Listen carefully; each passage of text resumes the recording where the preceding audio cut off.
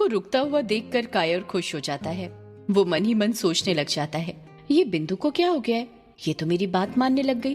पहले कभी रुकने को बोला करता था तो नहीं रुकती थी, और आज देखो झट से रुक गई, जैसे मेरे ही रोकने का इंतजार कर रही थी। बिंदु कायर पर चिढ़ते हुए कहती है, अब चुप क्यों हो कायर, बोलो क्यों रोका है मुझे। कायर शर्माते हुए कहता है, वो बिंदु, अब तुम यहाँ तक आ ही गई हो तो थोड़ी देर और रुक जाओ ना, मैं बस अभी 2 मिनट में फ्रेश होकर आता हूँ, फिर हम दोनों साथ में ही चलेंगे। तुम जब तक पैदल पैदल पहुंचोगी उससे बेहतर है तुम मेरे साथ ही चलना। बिंदु सोचने लग जाती है कि वो क्या करे, कायर के फ्रेश होने का इंतजार करे या नहीं, क्योंकि घर पर उसकी माँ ने उसे जल्दी आने को बोला था। बिंदु को कुछ सोचता हुआ देखकर कायर फटाक से कहता है, अगर तुम्हें देर हो रही है तो मैं फ्रेश होने भी नहीं जाता हूँ, ऐसे ही तुम्हारे साथ चल देता हूँ, चलो। कायर की बात सुनकर कछुआ, युग और अभिमन्यु हंसने लग जाते हैं। बिंदु भी मन ही मन हंसने लगी थी। बिंदु कायर को मना करते हुए कहती है, अरे नहीं नहीं, तुम हो जाओ फ्रेश, मैं इंतजार कर लेती हूँ, वैसे भी मैं पहली बार आई हूँ इस ग्रेवयार्ड कोठी में। बिंदु कमरे के चारों तरफ अपनी नजर फिराते हुए कहती है, जितनी तारीफ सुनी थी उससे कहीं ज्यादा खूबसूरत कोठी है ये। युग, क्या तुम मुझे वो कमरा दिखा सकते हो जहाँ पर यक्षिणी कैद है, मुझे वो कमरा देखना था। युग बिंदु की बात का कुछ जवाब देता उससे पहले ही कछुआ बिचकते हुए कहता है, बिंदु, तूने क्या इस ग्रेवयार्ड कोठी को कोई म्यूजियम समझ कर रखा है जो तुझे यहाँ यक्षिणी का कमरा देखना है? वो यक्षिणी का कमरा है, कोई महारानी का नहीं। जानती है ना यक्षिणी कौन थी, क्या भोकाल मचाया हुआ था उसने। बिंदु प्रतिशोध की आग में कहती है, हाँ जानती हूँ, उसे कैसे भूल सकती हूँ मैं, उसी ने तो मेरे सिर पर से पिता का साया छीना था, मेरे पापा की जान ली थी उसने। युग धीरे से कहता है, मेरे भी। अभिमन्यु उन दोनों के बीच में बोल पड़ता है, पर बिंदु, तू यक्षिणी का कमरा देखकर क्या करेगी, वो कमरा तो बंद है। अरे तो मैं बाहर से ही देख लूंगी, जरा मैं भी तो देखूं उस यक्षिणी को किस और कैसी शक्तियों से बंद किया था उन तीनों धर्म गुरुओं ने।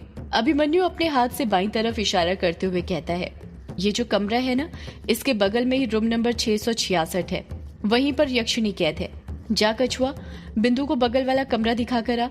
कछुआ झट से मना करते हुए कहता है, ना बाबा ना, मैं तो नहीं जा रहा, तुम ही लेकर जाओ, मैं तो उस कमरे के पास भी ना भटकूं, वो तो युग के कारण आना पड़ता है, पता नहीं इसने यक्षिणी के कमरे का बगल वाला कमरा ही रहने के लिए क्यों चुना। इतनी बड़ी कोठी में तुझे और कोई सा कमरा पसंद नहीं आया था क्या युग? युग कछुए के सवाल का जवाब देते हुए कहता है, यार वो बात यह है कि बचपन में मैं इसी कमरे में रहा करता था, बहुत सी यादें जुड़ी हुई हैं इससे, और बात को मत घुमा, चुपचाप बिंदु को बगल वाला कमरा दिखा कर आ। ना बाबा ना, मैंने मना किया ना। बिंदु कछुए को आंखें दिखाते हुए कहती है, अगर तुझे नहीं चलना तो मत चल, मुझे किसी के साथ की जरूरत नहीं है, मैं अपने काम अकेले ही कर सकती हूँ, वैसे भी बगल में ही तो जाना है, तुम लोग नाश्ता करो, मैं यक्षिणी का रूम देख कर आती हूँ। इतना कहकर बिंदु वहां से चली जाती है। इस तरफ अमोदिता और रजनी किचन के अंदर थी। अमोदिता रोटियां बेल रही थी और उन्हें सेक रही थी, वहीं पर रजनी भी खड़ी हुई थी, जो धड़ाधड़ प्याज काटे जा रही थी। इतनी स्पीड से वो प्याज काट रही थी कि यदि उससे जरा सी भी चूक हुई तो सीधे उसकी उंगलियां कट जाएगी। अमोदिता रोटी बेलते हुए कहती है, माँ, अब तो कायर पर से वशीकरण टोटके का असर खत्म हो गया होगा ना। रजनी अमोदिता पर चिढ़ते हुए कहती है, नालायक लड़की, तुझे कितनी बार बोला है, एक बार हम भगवान पर शंका कर सकते हैं पर काले जादू पर नहीं। काले जादू के काले टोटके कभी खाली नहीं जाते हैं, समझी, बस उन्हें सही से करना आना चाहिए। रजनी अमोदिता को घूरते हुए कहती है, ये बता, जैसा जैसा मैंने तुझे बोला था सब वैसा ही किया था ना, कुछ गड़बड़ तो नहीं की थी?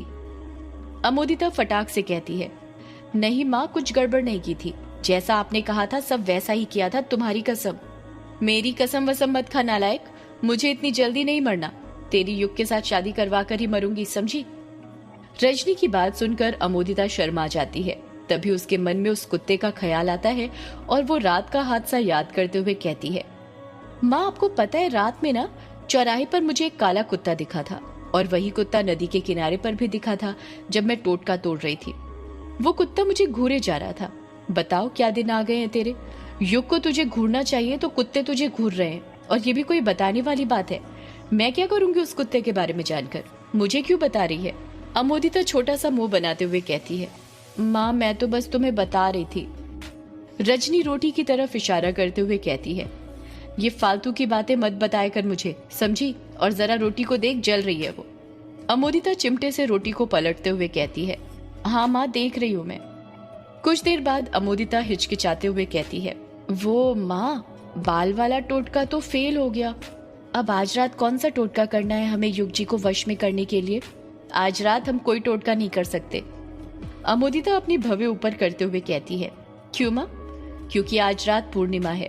अमोदिता फटाक से कहती है, पूर्णिमा हुआ तो क्या हुआ माँ, ये तो और भी अच्छी बात है ना। मैंने सुना है पूर्णिमा और अमावस्या की रात सबसे ज्यादा टोटके किए जाते हैं और वो सबसे ज्यादा असरदार साबित होते हैं, क्योंकि पूर्णिमा और अमावस्या की रात दैत्य शक्तियों की ताकत बढ़ जाती है और साथ में उनके उपासकों की भी शक्तियां बढ़ती हैं। शक्तियां उन उपासकों की बढ़ती हैं जिनके पास पहले से शक्तियां होती हैं। तेरे पास कहाँ शक्तियां हैं नालायक लड़की?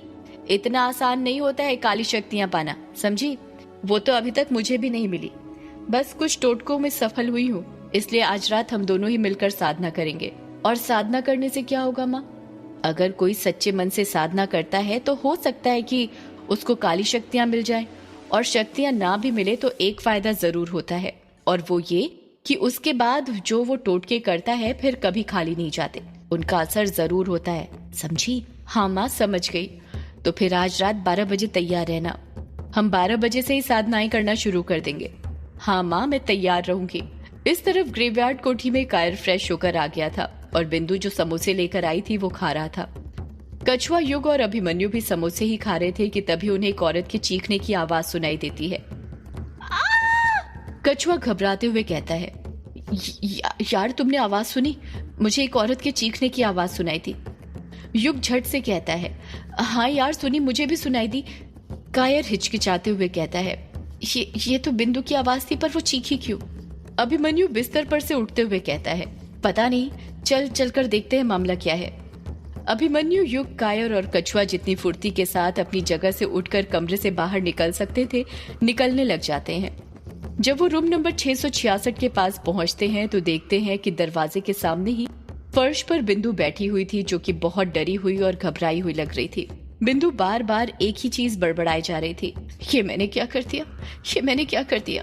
कायर बिंदु के पास जाता है और उसे सहारा देते हुए पूछता है, क्या हुआ बिंदु, तुम इतनी घबराई हुई क्यों हो, सब ठीक तो है? बिंदु कायर के सवाल का कुछ जवाब नहीं देती है, वो बस सिसकियां लेती जा रही थी। उसके हाथ पैर अभी भी डर के मारे बस कपकपाए जा रहे थे। कायर बिंदु पर दबाव बनाते हुए उससे फिर पूछता है, बिंदु मैं कुछ पूछ रहा हूँ, जवाब तो मुझे, क्या हुआ? तुम कुछ बताओगी भी या बस ऐसे डरती रहोगी? बिंदु कायर के सवाल का कुछ जवाब देती उससे पहले ही कछुए की नजर दरवाजे पर लगे ताले पर पड़ जाती है और वो देखता है कि दरवाजे पर लगा ताला टूटा हुआ था और उसके ऊपर जो ताबीज बंधे हुए थे वो भी जमीन पर पड़े हुए थे। कछुआ अपना मुंह फाड़ते हुए कहता है, ये क्या बिंदु, तूने ताला क्यों तोड़ दिया? जैसे ही कछुआ ये बात बोलता है, युग, अभिमन्यु और कायर की नजर सीधे दरवाजे पर पड़ती है और वो देखते हैं कि ताला टूटा हुआ था। युग मन ही मन सोचने लग जाता है, अरे ये क्या हो गया, ये ताला कैसे टूट गया? इसे तो मैंने और अभिमन्यु ने अच्छे से फेविस्टिक से चिपकाया था। ताला टूटा देखकर कायर की आंखें फटी की फटी रह गई थी। कछुआ अपनी बात को आगे जारी रखते हुए कहता है, माना तेरे पापा का शिकार यक्षिणी ने किया था, पर इसका ये मतलब थोड़ी ना कि उससे बदला लेने के लिए तू ताला तोड़ देगी और पूरे गांव वालों की जान को खतरे में डाल देगी। बिंदु अपनी बेगुनाही की गवाही देते हुए कहती है, मैंने ताला नहीं तोड़ा कछुआ। कछुआ झट से कहता है, तो फिर किसने तोड़ा? यहाँ पर तू ही तो थी ना दरवाजे के पास। कायर बिंदु की ओर देखते हुए कहता है, ये तुमने अच्छा नहीं किया बिंदु, तुम्हें ताला नहीं तोड़ना चाहिए था। बिंदु कायर को समझाते हुए कहती है, मैंने ताला नहीं तोड़ा कायर, मेरी बात पर यकीन करो। मैं तो बस दरवाजा देख रही थी और दरवाजा देखते ही देखते मैंने गलती से अपना हाथ ताले पर रख दिया और ये टूट गया। मेरी भी समझ में नहीं आ रहा कि मेरा हाथ रखते ही ये ताला कैसे टूट गया। कछुआ गुस्से से कहता है, क्या कहा गलती से बिंदु? मैं तुझे बचपन से जानता हूँ, तूने ये सब सोच समझ कर किया है। तू ना घर से ही सोच कर आई होगी कि ताला तोड़ना है, तभी तो यक्षिणी का कमरा देखने की जिद कर रही थी। बिंदु कछुए पर दहाड़ते हुए कहती है, तू क्या पागल है कछुआ? भला मैं क्यों ताला तोड़ूंगी? और ये बता, तुझे क्या मेरे हाथ हल्के लगते हैं जो हाथ रखते ही ताला टूट जाएगा? बिंदु अपने दोनों हाथ दिखाते हुए कहती है, ये देख ले, मेरे दोनों हाथ खाली हैं। अब तू ही बता भला मैं ताला कैसे तोड़ूंगी? मुझे नहीं पता, बस मुझे इतना पता है कि तूने ही ताला तोड़ा है अपने पिता की मौत का बदला लेने के लिए। ये क्या बोल रहा है कछुआ तू? मैं वही बोल रहा हूँ जो सच है। कछुआ बार बार बिंदु पर इल्जाम लगाया जा रहा था और बिंदु अपने बेगुनाह होने की गवाही दे रही थी। कछुए और बिंदु के बीच का ये झगड़ा युग से देखा नहीं जाता और वो उन दोनों के बीच में बोल पड़ता है। ताला बिंदु ने नहीं तोड़ा है बल्कि मैंने तोड़ा है। युग जैसे ही ये बात बोलता है अचानक से वहां पर खामोशी छा जाती है। कायर, कछुआ और बिंदु की आंखें फटी की फटी रह जाती हैं। उन्हें अभी भी युग की बातों पर भरोसा नहीं हो रहा था। कायर अपना मुंह फाड़ते हुए कहता है, क्या कहा? ताला तूने तोड़ा है, पर कब? युग उन तीनों को सारी बातें बता देता है कि कैसे उसने और अभिमन्यु ने मिलकर ताला तोड़ा था और फिर वापस वैसे ही लगा दिया था। सारी बात सुनने के बाद कायर हैरानी के साथ कहता है, इसका मतलब जिस रात हमने यहाँ पर पहला कार्यक्रम किया था उसी रात तुम दोनों ने ताला तोड़ दिया था और वैसे ही लगा दिया था? अभिमन्यु धीरे से कहता है, हाँ। कछुआ पूछता है, पर तुम दोनों ने ये बात हम दोनों से छुपा कर क्यों रखी, हमें क्यों नहीं बताई? युग कहता है, यार अगर हम तुम दोनों को ये बात बताते तो तुम दोनों डर जाते और हम नहीं चाहते थे कि ऐसा कुछ हो, इसलिए नहीं बताया। कायर अपना मुंह फाड़ते हुए कहता है, तुम दोनों को पता भी है तुमने क्या किया है। अगर गलती से भी वो यक्षिणी अपनी कैद से आजाद हो गई तो सब खत्म हो जाएगा, वापस से मर्दों के शिकार होने शुरू हो जाएंगे। अभिमन्यु कायर को समझाते हुए कहता है, यार कायर, अभी युग ने बताया ना कि हम 2-3 दिन से मेरे डिवाइसों से यही चेक कर रहे थे कि यक्षिणी अपनी कैद से आजाद हुई है या नहीं, और तू फिक्र मत कर, वो यहीं पर है, इसी कमरे में। हमने मेरे पैरानॉर्मल डिवाइसों की मदद से कंफर्म कर लिया है, घबराने वाली कोई बात नहीं है। कायर पलटकर कुछ कहता उससे पहले ही बिंदु का फोन बजने लग जाता है। जब बिंदु की नजर उसके मोबाइल के स्क्रीन पर पड़ती है तो वो देखती है कि उसकी माँ का फोन था। बिंदु अपनी माँ का फोन उठाते हुए कहती है, हाँ माँ बोलबो। हाँ माँ, मैंने नाश्ते की डिलीवरी कर दी है, बस रास्ते में ही हूँ, आ रही हूँ। हाँ, अहमद को भेज दो जब तक दूसरी डिलीवरी करने, मैं आ रही हूँ। इतना कहकर बिंदु फोन कट कर देती है। फोन कट करने के बाद बिंदु कहती है, माँ का फोन था, जल्दी बुलाए है, मुझे देर हो रही है, चले कायर, निकलते हैं। कायर बिस्तर पर से उठते हुए कहता है, हाँ चलो। कछुआ कहता है, मैं भी चलता हूँ, मुझे भी रास्ते में ड्रॉप कर देना।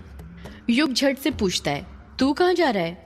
कछुआ मुंह फुलाते हुए कहता है, ऐसी जगह जहाँ झूठे लोग ना हो और अपने दोस्तों से कुछ ना छुपाएं। कछुए की बात सुनकर युग समझ गया था कि कछुआ और कायर दोनों ही उससे नाराज हो गए थे। कछुआ, कायर और बिंदु अभिमन्यु और युग को बाय कहे बिना ही वहां से चले जाते हैं। रात हो गई थी और ग्रेवयार्ड कोठी के अंदर युग और अभिमन्यु हॉल में बैठे हुए थे। कछुआ और कायर अभी तक नहीं आए थे, सिर्फ युग और अभिमन्यु ही कोठी के अंदर थे। अभिमन्यु शराब की बोतल लेकर जमीन पर बैठा हुआ था और अकेले ही पैक बनाकर पिए जा रहा था। युग भी वहीं पर बैठा था और एक पेन और कॉपी लेकर उसमें ऑर्गेनिक खेती स्टार्ट करने से पहले क्या क्या तैयारी करनी है उसका प्लान बना रहा था। अभिमन्यु पैक बनाते हुए कहता है, यार मुझे नहीं लगता कछुआ और कायर आज रात यहाँ पर आएंगे। युग कॉपी में कुछ लिखते हुए कहता है, हाँ मुझे भी यही लगता है, अगर उन दोनों को आना ही होता तो अब तक आ चुके होते। यार आज ना मैं बहुत खुश हूँ। युग हैरानी के साथ कहता है, खुश है पर क्यों? कहीं इसलिए तो नहीं कि कायर और कछुआ आज रात यहाँ पर नहीं आएंगे और तुझे अकेले ही सारी शराब पीने को मिलेगी, किसी के साथ शेयर नहीं करनी पड़ेगी? नहीं यार, उनके लिए तो मुझे बुरा लग रहा है, गलती हमारी ही है, हमें उनसे वो बात नहीं छुपानी चाहिए थी। आखिर दोस्त थे वो हमारे, भगवान से भले ही छुपा लो पर दोस्तों से कुछ मत छुपाओ। यार मेरी एक बात समझ में नहीं आई, ये पीने के बाद हर बंदा इतनी सेंटी बातें क्यों करने लग जाता है? यार क्या बताए, शराब चीज ही ऐसी है। यार तू ना ये फालतू बातें करना छोड़ और टॉपिक पर आ। ये बता खुश किस बात पर है? यार आज ना मेरा बरसों का सपना पूरा हो गया। कैसा बरसों का सपना? यार मैंने तुझसे एक बात छुपाई थी। तुझसे क्या, मैंने अपनी माँ से भी ये बात छुपाई थी। युग धीरे से कहता है, कैसी बात? वो यार मैं ना यहाँ पर कोई छुट्टी मनाने नहीं आया हूँ, बल्कि पैरानॉर्मल एक्टिविटी संस्था वालों ने मुझे निकाल दिया था। युग अपना मुंह फाड़ते हुए कहता है, क्या कहा? पैरानॉर्मल एक्टिविटी संस्था वालों ने तुझे निकाल दिया था, पर क्यों? सदियों से